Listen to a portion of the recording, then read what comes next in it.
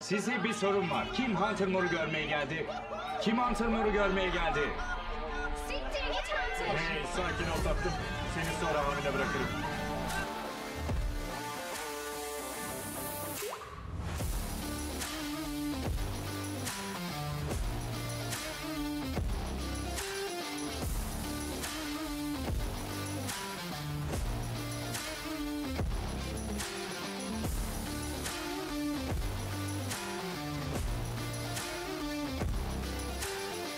İntikam pornocusu. Kendisini bu isimle tanıtmayı seven biri. Hunter Moore. 2010'lu yıllarda internetin sosyal medya ile henüz tanıştığı dönemde ortaya çıkan ve bir kısmın idolü bir kısmında nefret ettiği insan olmayı başaran kişi. Tüm yaptıklarıyla övünürken birbirinden sağlam kayalara çarpan ve neticesinde hayatı beklediğinden çok daha farklı şekillenen Hunter. Tüm macerasına ise masum bir fikirle başlamıştı. Bir site hayatınızda neler değiştirebilir görmeye hazır olun. Videoya geçmeden önce kanala abone olmayı ve videoyu beğenmeyi unutmayın.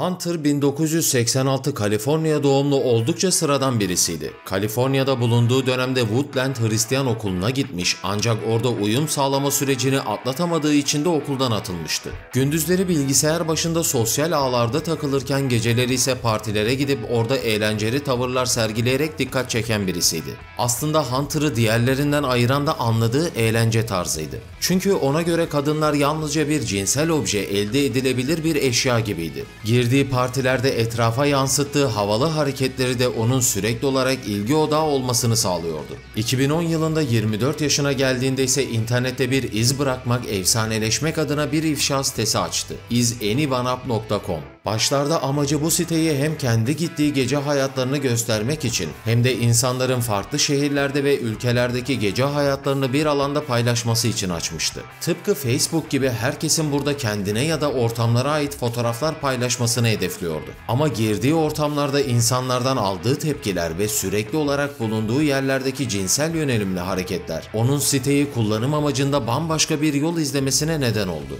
Ve Hunter 2010'ların sonuna doğru uzun yıllar konuşulacak olan o siteyi hayata geçirdi. Sitenin başlıca amacı intikam almak isteyen eski sevgililerin elinde olan müstehcen fotoğrafları siteye yükleyerek karşı tarafı ifşa etmesi üzerine kuruluydu. Yükleyenler anonim olarak gözüküyor ve böylece kim tarafından yapıldığı açıkça belirtilmiyordu. Olay yalnızca fotoğraf yüklemekle de bitmiyordu. Fotoğrafların altına ifşa ettikleri kişilerin sosyal medya adreslerini hatta telefon numaralarını da ekleyebiliyorlardı. Böylece siteye girenler sosyal medya hesaplarına troll yorum yapabilir, telefondan da nefret dolu mesajlar atabilirlerdi. Sitede yalnızca kızların ifşası yoktu. Zorbalık yapan eski sevgilisinden intikam almak isteyen kadınlar da eski sevgililerini sitede paylaşabilirdi. Belki de buraya kadar yapılanlar çılgın genç jenerasyonların hareketleri gibi gözükebilir. Ama Hunter'ın yarattığı bu sitede herkesin amacı aynı doğrultuda ilerlememişti. Sitede yaşlı insanlardan engellilere kadar herkesin paylaşılan bir fotoğrafı vardı. İnsanlar fotoğrafların altına istediğini yazmakta özgürdü ve genellikle yazılanlarda nefretle cinsel yönelimde mesajlar oluyordu. Hunter adını duyurmaktan memnundu. Bunun nasıl olduğu ya da kimlerin etkisinde gerçekleştiğinin ona göre hiçbir önemi yoktu. Üstelik sitede ifşaları paylaşılanların onu suçlaması da ona göre yersiz bir davranıştı. Neticede paylaşımı yapanlar başkalarıydı ve Hunter da onlara yalnızca platformu sağlayan kişiydi. Başlarda her şey çok basit ilerlese de ilerleyen zamanlarda olayların kontrolü Hunter'ı aşmıştı. İnsanlar Hunter'ı büyük bir kişilik haline getirmiş ve ona tapar olmuşlardı. Hunter da bu popülerliği onlar üzerinde kullanarak ünlenmeye devam ediyordu. Hayranlarından ona özel videolar çekmelerini istiyordu. Bu ne kadar absürt olursa Hunter için o kadar değerliydi. Bir anda internetin şımarık çocuğu konumuna gelmişti. Sürekli olarak partilerden davetler alıyor, insanlar durmadan ifşalarını ona göndermeye başlıyordu. Artık Hunter Moore ve isanyoneup bir markaydı.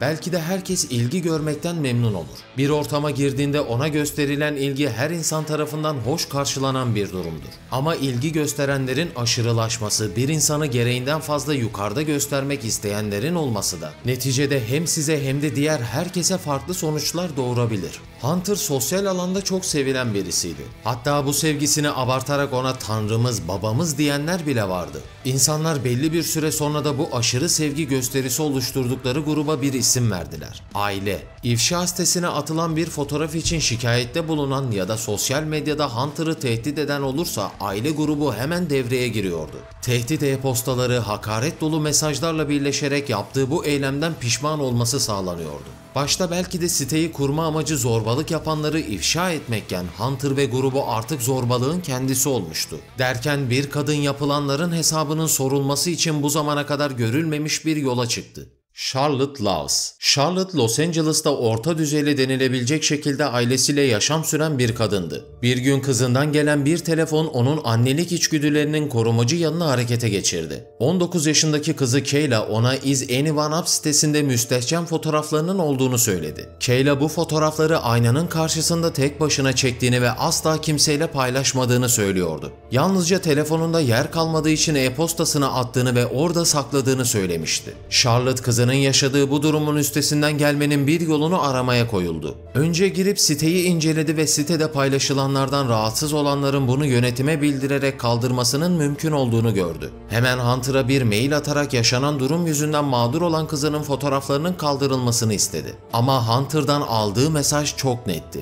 Hunter her ne kadar site içerisinde bulunan resimlerin kaldırılması için şikayet butonu oluşturmuş olsa da aslında bu onun açısından eğlenmenin bir başka yoluydu. İnsanlar bin bir türlü yalvarma mesajları atarak ifşalarının kaldırılmasını istiyor ve Hunter da hepsiyle alay ederek daha da fazla eğleniyordu. Ama bu sefer karşısındaki basit biri değildi. Charlotte önce yerel polise giderek durumu anlattı. Beklediği durum olayın çözülmesine yönelik bir hamleyken polis tamamıyla kızını suçlu bulmuştu. Bir genç kızın o tarz fotoğraflar çekilmesinin ne gibi bir amaçla olabileceğini söyleyip olayı araştırmayı reddetmişlerdi.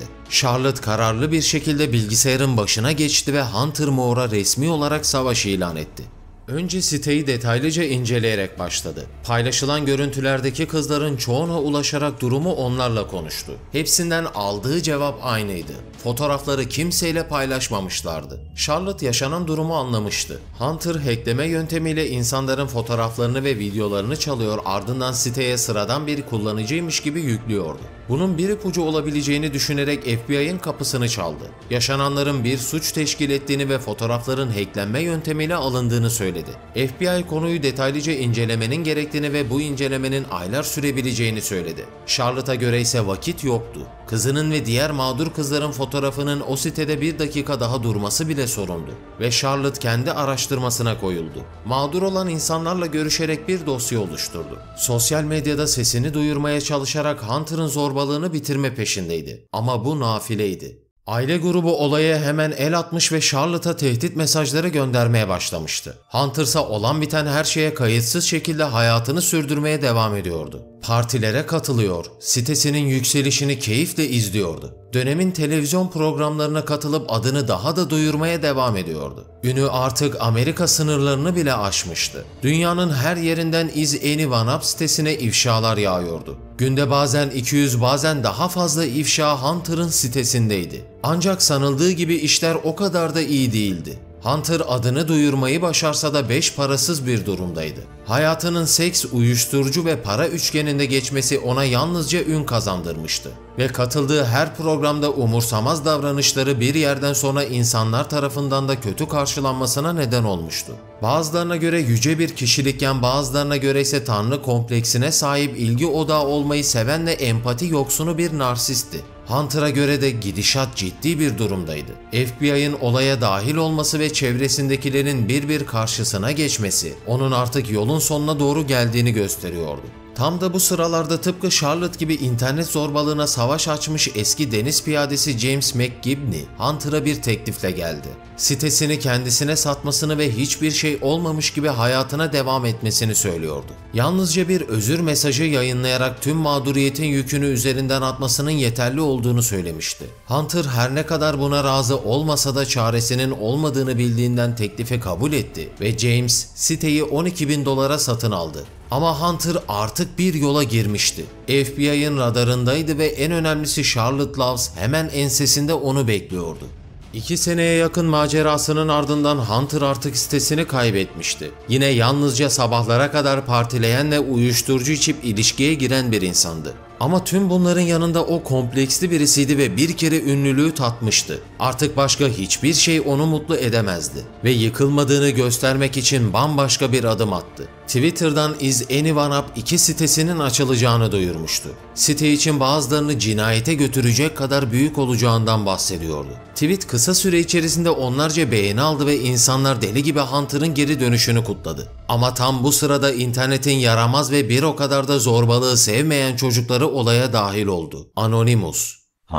Hunter, and more. It seems that the tolerance people have shown you has far exceeded its limits. We are now taking over this matter.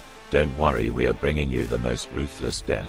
Who are we, you ask? We are anonymous. We do not forgive. Önce Charlotte'a ulaşarak bu zamana kadarki tüm bilgileri kendileriyle paylaşmasını istediler. Ardından bilgileri toplayarak Hunter'ı internet tarihine gömmekten çok o tarihten kazıma işlemlerine başladılar. Resmi olarak Hunter Moore'a savaş açtıklarını belirten bir video yayınladılar. İlk olarak Hunter'ın ilk sitede sahip olduğu sunucu verilerini ortadan kaldırdılar ve mağdurlara yönelik uygulanabilecek her türlü yaptırımı önlediler. Daha sonra Hunter'ın sahip olduğu sosyal güvenlik numarasını silerek onu hiç var olmamış birine çevirdiler. Bu zamana kadar Hunter'ın banka hesabında biriken tüm parayı da kadın sığınma evlerine dağıttılar. Hunter büyük bir kan kaybı yaşıyordu ve Anonymous'un durmaya niyeti yoktu. Hunter'ın evine yüzlerce dildo sipariş ettiler. Hunter her kafasını kaldırıp Twitter'dan nefret içerikli söylemde bulunduğunda Anonymous daha da sert vurmaya devam ediyordu. Tüm bunlar olurken FBI çoktan dosyasını tamamlamıştı. Hunter başlarda kendisini hackleyen bir internet korsanıyla anlaşmış ve ona mağdurları hackleyerek kendisine müstehcen fotoğraflarını getirmesi konusunda para teklif etmişti. Böylece sitede yalnızca kullanıcılar tarafından atılan fotoğraflar haricinde dilediği gibi hacklediği kişilerin fotoğraflarını da paylaşabiliyordu. Evet, her ne kadar ifşa sitesi kanunlara aykırı bir durum olmasa da hackleme işi kanunlara aykırıydı ve FBI bu olayı çok ciddiye alıyordu.